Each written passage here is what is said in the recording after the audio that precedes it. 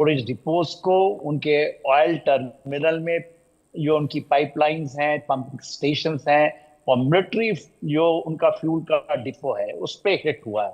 But वो है 10%, एक रिपोर्ट कहती है, और जो एक्सेलरेटेड है वो 20% कहती है। अदरवाइज 80% उनके पास कैपेबिलिटी है। उन्होंने अभी भी आपने अपने रिपोर्ट में दिखाया था कि साइबेरिया के एक इसको किया है। हाँ, एक छोटे ड्रोन से जरूर अटैक साइबेरिया में हुआ है, उसके अलावा आर्टिक रीजन में बहुत बड़ा रिजर्व। देखिए, ऑयल की जो चैलेंज है पूरे विश्व के लिए तो आपको पता ही है, क्योंकि बहुत डिस्टरबेंस है। मगर भारत का डिपेंडेंसी तो नहीं था, बट भारत खास करके नॉर्थ स्ट्रीम, आपको याद होगा नॉर्थ स्ट्रीम जब डिस्ट्रॉय हुआ था यूक्रेन और अमेरिका से, शायद उसी के ऊपर क्वेश्चन मार्क है, जो जर्मनी में जाता था। उसके बाद जो उनके सदर्न स्ट्रीम्स हैं उसके ऊपर में हुई, अभी ऑयल ऑयल स्ट्रक्चर्स पे उन कर रहे हैं। और ये 2024 से चल रही है, 22 से ये लड़ाइयां हैं, 2024 में है। 10% एंड 20% का जो एक्सट्रीम्स है उस पे है। हाँ, अभी बात यह है कि हम इसके पहले रशिया से बहुत तेल नहीं खरीदते थे। हम्म। हमारा तेल खरीदा क्योंकि हमें अमेरिका ने ये बताया था कि यदि वर्ल्ड के अंदर में ऑयल की प्राइसेस को रखना है, जो बाइडेन साहब थे उनके जमाने में आया था, इन राइटिंग में आया था कि इंडिया, क्योंकि हमारी हम रिफाइन करने की कैपेबिलिटी आपको पता ही है, दुनिया में हम शायद दूसरे नंबर पे हैं।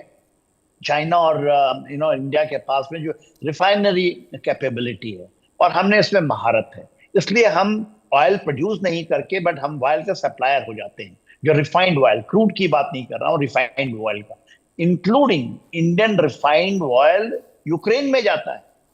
क्योंकि यूक्रेन के जितने भी पाइपलाइंस हैं उन्होंने खुद भी डिस्ट्रॉय किए हैं, रशिया ने भी किए हैं। तो यहाँ से जाती है तो आप पोलैंड होकर के जाती है उनके पास भी। तो उनके टैंक को भी यदि भारत चाहता तो सप्लाई नहीं करे तो उनको प्रॉब्लम तो आएगी, क्योंकि यूरोप में भी जो रिफाइंड ऑयल है इंडिया से ही जाती है, बहुत ज्यादा जाती है। मगर आज जैसा बता रहे थे कोहली साहब, बड़े अच्छा बताया उन्होंने कि 40 से ज्यादा देशों से, और खास करके यूएई के साथ जो हमारा समझौता हुआ है, ये ऑयल का समझौता पहला समझौता है, ये डायरेक्ट है जो हम उनके साथ कर रहे हैं। तो ये चैलेंजेस हैं, चैलेंजेस तो बहुत बड़े हैं। और ये इसका, और ये आपको एक अपॉर्चुनिटी देता है। इसके पहले भारत ने कभी इसके ऊपर में ऐसा नहीं सोचा जैसे चाइना ने किया है। 1,000 दिन का उनके पास रिजर्व है, हमारे पास उतनी रिजर्व नहीं है, क्योंकि हम इन चीजों को उतनी नहीं कर पाए थे। मगर चैलेंजेस ने आपको अपॉर्चुनिटीज दी है। आज हमारी जो सबसे ज्यादा ऑयल की हम जो इंपोर्ट कर रहे हैं वो हमें अमेरिका से कर रहे हैं। भले ही उसका लॉन्ग डिस्टेंस में बताया, उसके इंश्योरेंस पॉलिसी, सप्लाई चेन लंबा है। और वेंजुला की जो आई थी, जो उनकी एक्टिंग प्राइम मिनिस्टर है वो आई थी, तो उस समय भी बातें हुई हैं। और भाई, भारत को कोई परहेज नहीं है, हम किसी खेमे पे नहीं है। हाँ, आज आपने बताया कि हम हमारे से 60,000 बैरल उन्होंने मांगा है रिफाइंड जो पेट्रोल, उन्होंने पेट्रोल मारी है। बेसिकली क्या है कि उनकी सप्लाई चेन जो मिलिट्री है, खास करके क्रीमिया में, और उन्होंने एक अचीव किया था यूक्रेन ने, जो मास्को से 15 किलोमीटर दूर में सबसे बड़ा 40% जो उनकी सप्लाई होती थी मास्को में, वो हिट हुआ था। और वो टेम्पररी, मेरे ख्याल से it has come back. Gazprom का ही रिपोर्ट में पढ़ रहा था, it has come back to this.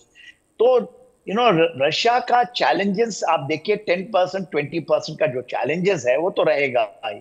और इसके ऊपर, और देखिए रशिया की सबसे बड़ी बात है, पुतिन साहब ने अभी जो ऑल पार्टी उनकी मीटिंग हुई थी, जो उनकी रूलिंग पार्टी है, तो उनमें उन्होंने रखा कि बड़ा चैलेंजिंग टाइम है। और वेस्ट इसकी नैरेटिव ये पैदा कर देता है कि रशिया के ऑयल खत्म हो गए, ठप हो गए जब, तो एग्जरेशन ज्यादा है। Russia is a very very आप ये कहेंगे एक खास करके पुतिन साहब जो हैं, he is a pragmatic man. और जिस तरह से आज रिट्रीब्यूट हुआ, आपने ही दिखा रहे हैं जो कीव के ऊपर में, तो एक अपॉर्चुनिटी देता है रशिया को टू हिट बैक। पहले वो नहीं सिविल को हिट कर, आज 2 बड़े 5 स्टार होटल हिट हुए हैं। इसके पहले रशिया कभी नहीं करता था सिविल के इलाके में। तो यूक्रेन ने उनको मौका दे दिया। Now no one can say if they are hitting, जब वो मास्को के अंदर। और ये देखिए, जो जितने भी उनके पास खास करके FP1 जो है लंबे ड्रोन, उनको यूरोप के कंट्री से मिल रहे हैं, और उसका फ्लेमिंगो है, वो थोड़ा इफेक्टिव तो है ही है। मगर ऐसी ऐसी यदि आप मिलिटरली इसको आप देखेंगे, स्ट्रेटेजिकली देखेंगे,